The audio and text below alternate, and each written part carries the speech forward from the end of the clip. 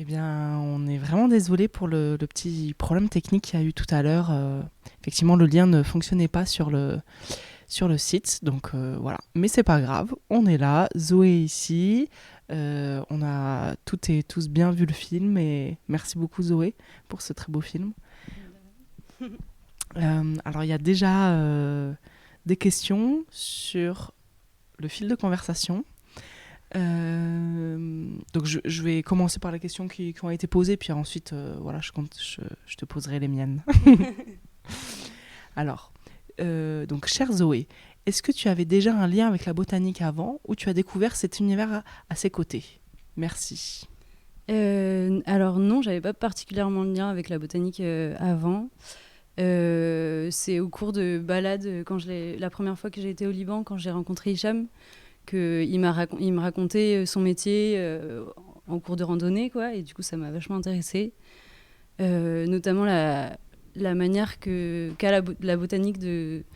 Enfin, on peut vachement apprendre sur le passé d'un territoire juste en regardant les plantes et comment il a évolué, et quelle a été son histoire, s'il y a eu beaucoup de pâturage, s'il y a eu je sais pas, des événements majeurs.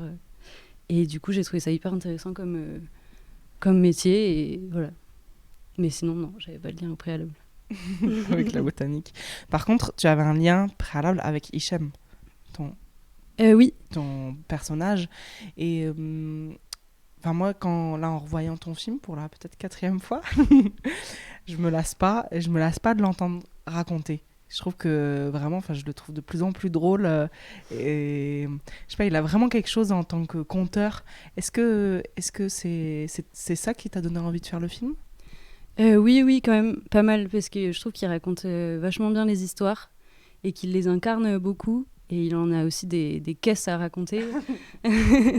Et du coup, c'était... Enfin, quand j'ai eu l'idée du film, je me suis dit, ah, mais super, j'ai bien envie de partager ces histoires qu'il raconte, quoi. Et, ouais. Et du coup, je l'avais rencontré... j'étais en échange au Liban dans le cadre de mes études pendant 6 mois, du coup, en 2018-2019. Et c'est là que je l'ai rencontré. Et ensuite, je suis retournée en France et je l'ai recontacté après coup en lui proposant de faire ce film.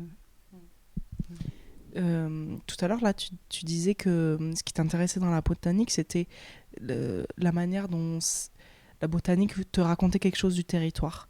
Et ce que je trouve vraiment très intelligent dans ton film, c'est de quelle manière, effectivement, ce personnage, ce botaniste, et son rapport au territoire nous raconte aussi le Liban d'aujourd'hui.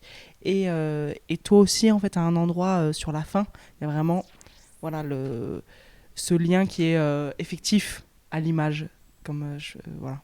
Et notamment, il y a l'image, par exemple, où, de l'herbier, en fait, le fait qu'il garde les herbes à l'intérieur des journaux. Enfin, je sais pas, je me dis, mais si on ouvre ça dans 20, 30 ans, en fait, il y aura et la plante, et en même temps aussi les journaux à l'époque à laquelle la plante a été récoltée. Et je sais pas, il y a quelque chose de très fort dans ton film autour de ça. Tu peux nous en parler? Euh, Oui, bah, en fait, je trouvais que quand il parlait de son métier, c'était forcément lié. Enfin, les histoires qu'il racontait étaient forcément liées un peu au contexte politique et géopolitique du territoire.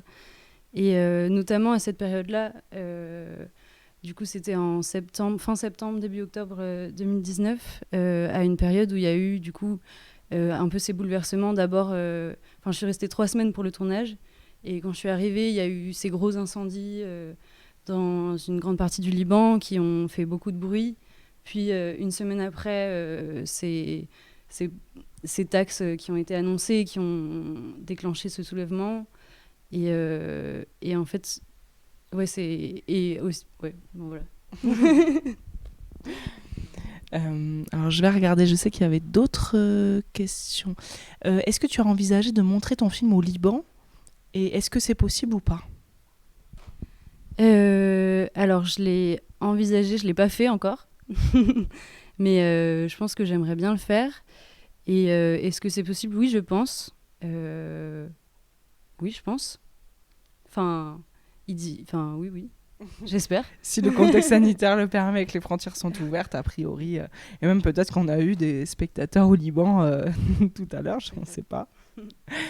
Euh, ton film, tu l'as écrit, tu l'as tourné, tu as fait l'image, le son, et tu l'as monté seul. Et moi, enfin, voilà, vraiment, quand j'ai présélectionné ton film, enfin, ça a rajouté aussi pour moi à la force du film en me disant waouh, elle est partie toute seule, elle a fait son truc et il n'y a pas de production derrière, etc.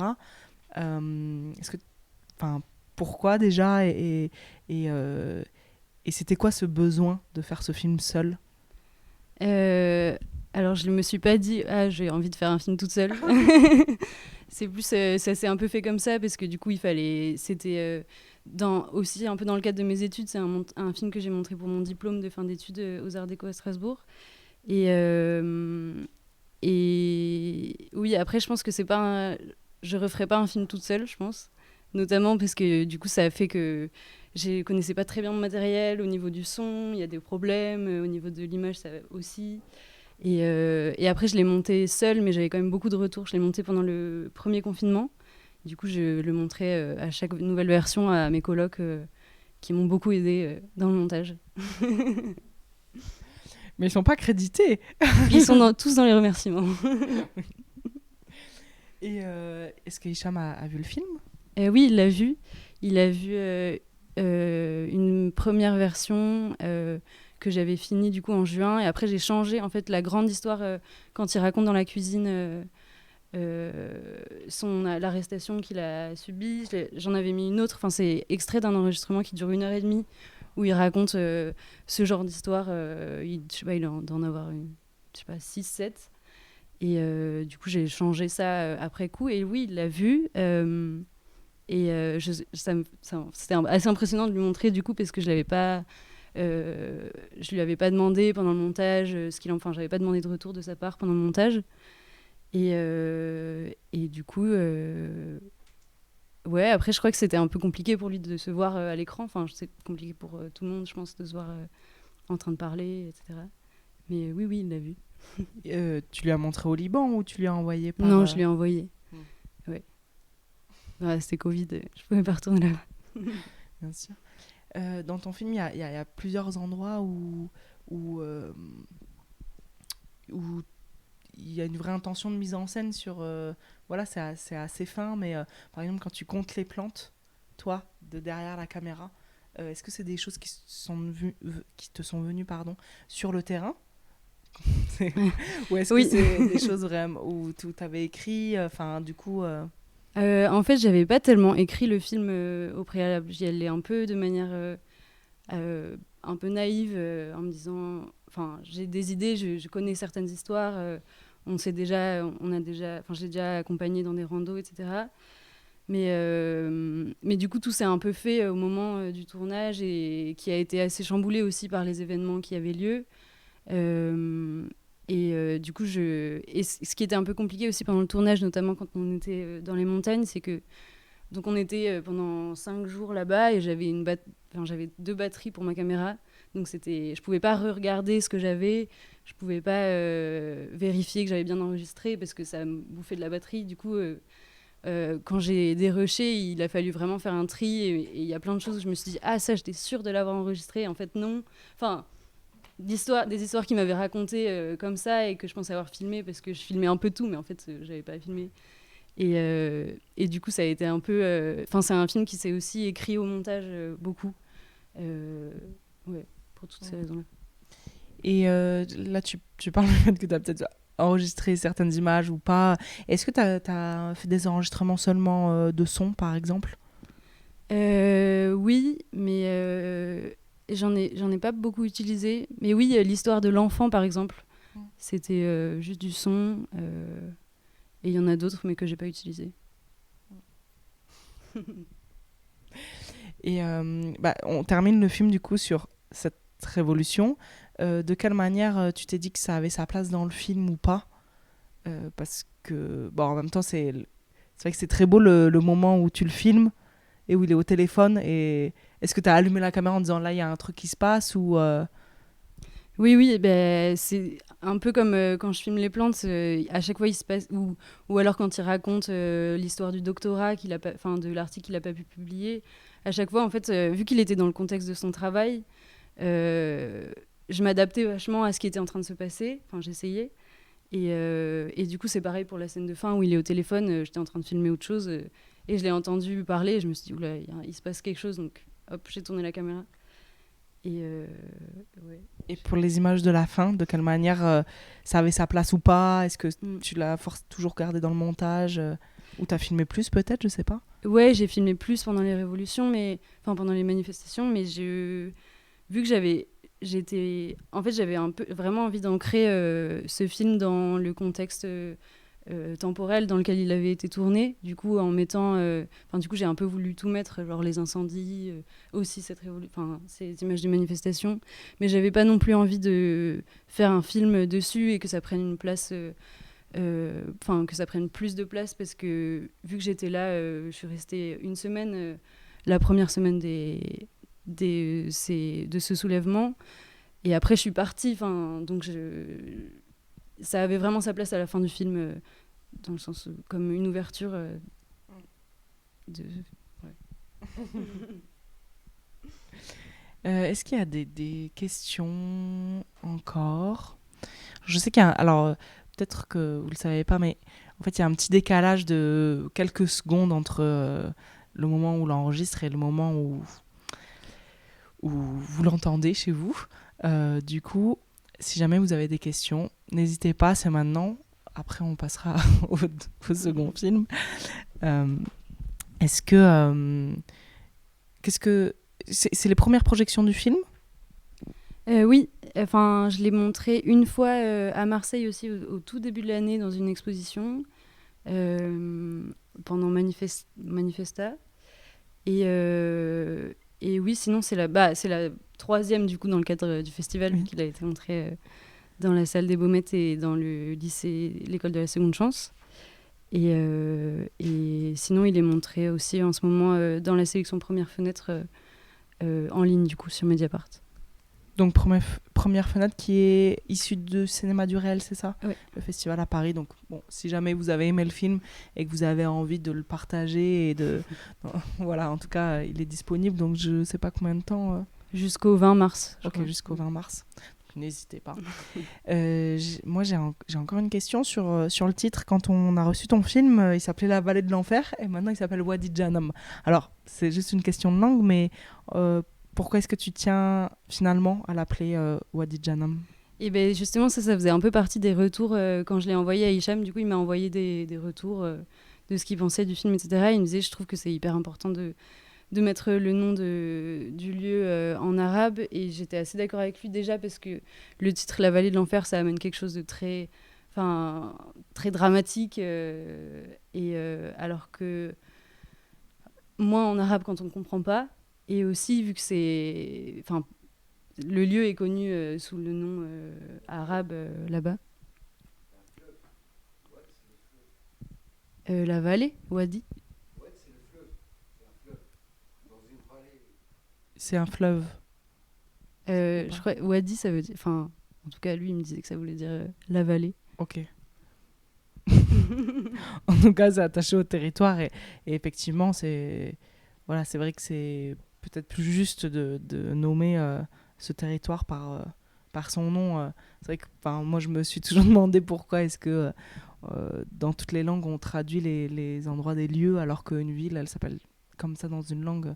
Donc, je comprends bien ce parti pris. Après, je tenais aussi un peu à mettre la traduction française, qu'elle soit accessible pour qu'on comprenne un peu. Je crois que la vallée s'appelle comme ça. De l'interprétation d'Hicham, en tout cas, il ne savait pas exactement, mais c'était que c'est une vallée qui est extrêmement escarpée et que du coup, elle n'a pas pu être urbanisée et utilisée pour l'agriculture, etc. Et c'est pour ça qu'on l'appelle la vallée de l'enfer, parce qu'elle est assez inaccessible, en fait. Et donc d'autant plus intéressante pour un personnage comme le tien, qui est botaniste, et donc un endroit où j'imagine il y a une grande une grande diversité et peut-être c'est Ouais. comme une sauvegarde pour lui, quoi. Oui, il y a vraiment. C'est une des régions du Liban qui est la plus préservée, du coup, c'est tout au nord. Et du coup, il y a une grande richesse de plantes. Enfin, il a trouvé plusieurs plantes endémiques, du coup, à cette vallée, enfin, qui existent que dans cette vallée. Mais après, malheureusement, c'est un endroit qui a brûlé aussi, qui a brûlé cette année, là, en novembre. Du coup, il avait pour projet, avec les habitants de la région, enfin, projet futur qui n'était pas encore. Qu'il avait amorcé en faisant ces recherches-là, mais d'en faire une réserve naturelle. Mais bon, du coup, elle est pas en super état aujourd'hui. Alors, nous n'avons pas de questions, mais par contre, on a un gros cœur. Et sur le comment on appelle ça, oui, la discussion, le chat. Quelqu'un dit merci pour ce film. On va terminer sur une dernière question qu'il y a dans le fil de conversation, qui est de savoir quels sont tes projets pour la suite et si tu as des intuitions par rapport à ça. Alors là, j'ai un peu une idée de film, mais que j'ai pas amorcé. Et sinon, je vais continuer à faire beaucoup de photos argentiques et beaucoup d'éditions. Et, euh, et voilà. Ouais. Peut-être un film qui se passerait dans les Pyrénées, cette fois. Encore dans la montagne. Ok. Et bah écoute, voilà, on va terminer sur ces mots. Je m'excuse encore évidemment du dispositif de la distance. On fait ce qu'on peut avec ce qu'on a et j'espère que on pourra bientôt se retrouver toutes et tous ensemble dans des salles pour pouvoir échanger, se déchirer, s'embrasser autour du cinéma. C'est vraiment quelque chose qui nous tient à cœur. Et voilà, merci beaucoup Zoé d'être venue jusqu'ici et de nous avoir merci donné à vous. ton film. C'est vraiment des super moments, ces échanges, tout ce qu'il y a eu au cours du festival. Merci beaucoup. Je t'en prie.